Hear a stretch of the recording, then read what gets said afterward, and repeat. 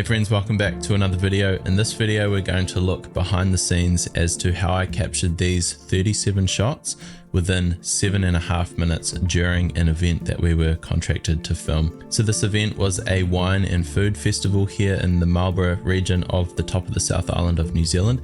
It's a really popular festival. There's about 10,000 people at the event during the day. We were contracted to follow the event schedule and essentially go to all of their key events during the big festival. The perfect setup for this, in my opinion, is the EasyRig Vario 5 with the Ursa Mini Pro 4.6K G2, along with a parfocal zoom lens such as the DZXO 20-55mm lens. This setup is such a great documentary setup because of how fast it is to use and capture a whole range of shots. So we can zoom in, we can zoom out, we can obviously manually change focus, iris and zoom, as well as the internal NDs on the EasyRig makes it a lovely setup. So the name of the game when it comes to event videography is speed.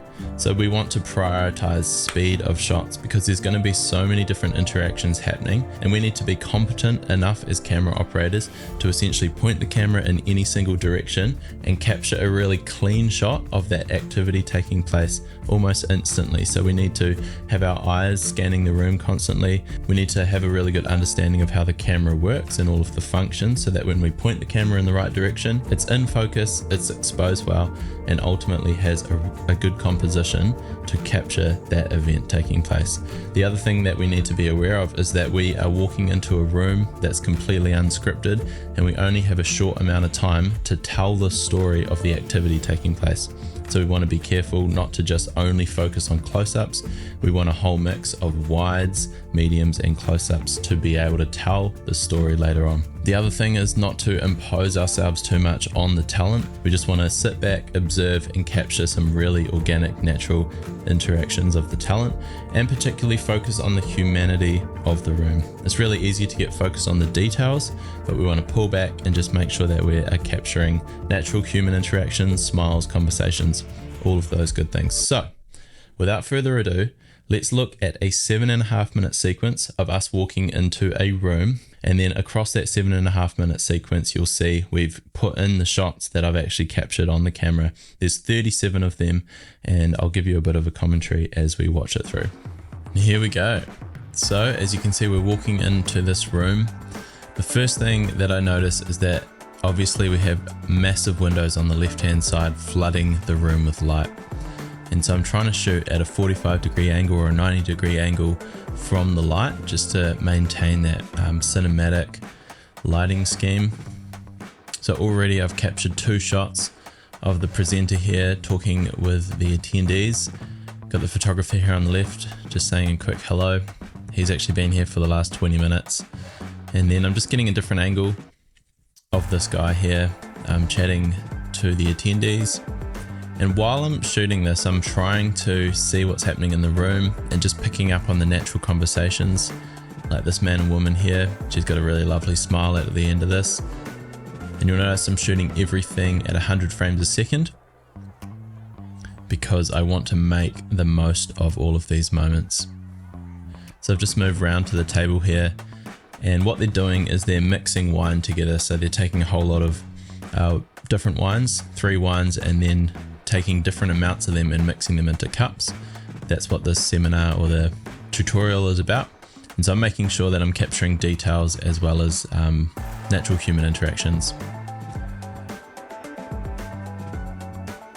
So as I'm walking around, I'm literally just trying to find people that look like they're engaged in the activity. There are a lot of people not really doing much in the room, and so I want to avoid that and just go straight to people that are actually working. And you can see with the EasyRig, it's really quick to whip the camera around and get different angles. Just picked off a little one of the presenter over there, and then I noticed these guys were having a big conversation, so quickly grabbed a shot of that woman there laughing. That's the great thing about the EasyRig is you can, while you're shooting, really easily move your head around and look at the room. You're not sort of stuck in the camera. So you're able to sort of capture the shot, roll the camera as well as look around the room, which is great. So I moved back around to the side of the room, trying to capture a few more details. This shot is a little bit irrelevant. And then I'm heading back round to these main talent because I've kind of isolated these guys as the sequence that we will use for the details of the wine mixing. And here I'm focusing on that woman, you could see, rather than the detail all the time of what they're doing with the wine. So I was able to capture a couple of quick shots there and then quickly move on. Just a few more people shots. This one was a little bit underexposed, but I'm actually maxing out the aperture at t2.8 at the moment. So I've got nowhere to go unless I open up the 2-stop NDs on the Ursa Mini Pro. Here I was playing around with a few focal lengths just to see if there was anything there. There wasn't, so I quickly moved on. That's the other thing, if you want to capture a range of shots, if something's not working, just quickly move on and find something else. So I wanted to take a little quick shot of this woman. That composition wasn't great, so I jumped over her shoulder and looked down at the guests or the attendees, and that was a much better composition. Wherever we can include more than one element in the shot, it generally lends to a stronger composition. So if someone's laughing, for example, there, it's nice to see the depth in the background to give them context in the scene. And also, for example, here, I dropped the camera a little bit lower, but unfortunately forgot to hit record there. Now I'm going wide just to get a room shot or an establishing shot, and simply just panning the EasyRig and the camera down. And then I tried a couple of extra longer shots here, but they weren't that great. Probably won't use something like that. That wide shot worked perfectly well as an establishing shot for the room. And then I'm just looking around the room, trying to find where the energy is and where people are excited. There was quite a bit happening on this table, so I've moved back around. Again, trying to focus off 45 degrees to the light. You can see the light reflection in the glasses. And just pulling a couple of B-roll shots off really quick here. And then I kind of was picking up that they were about to drink it, so I hung around a little bit longer here and then just captured a bit of a focus pull for this shot from that woman back to the guy drinking. Quickly got that shot. Once you get shots in the bag, just move on quickly, move on to something else. You don't want to get the same shot over and over and over again. These guys are having a good time. Captured a quick shot of them. Often what I'll do is I'll start recording slightly before I actually need the shot and then pull focus into the shot. But you can see how quickly these shots are just being picked off. The main thing is to arrive at the scene with good exposure and good focus all ready to go. Just touching base there with Robbo, just letting him know I just sort of want ambient noise for this. Don't need him too close. Again, this is one more shot that I forgot to hit record on, but that's okay. And then moving around the left-hand side of the table just to get a bit more variation and trying to get a few more kind of tighter details here.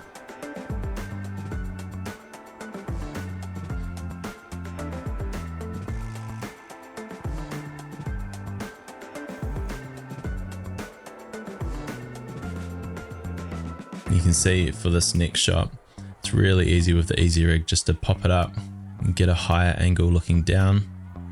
That's the one thing I love about the EasyRig, it's so flexible and so quick.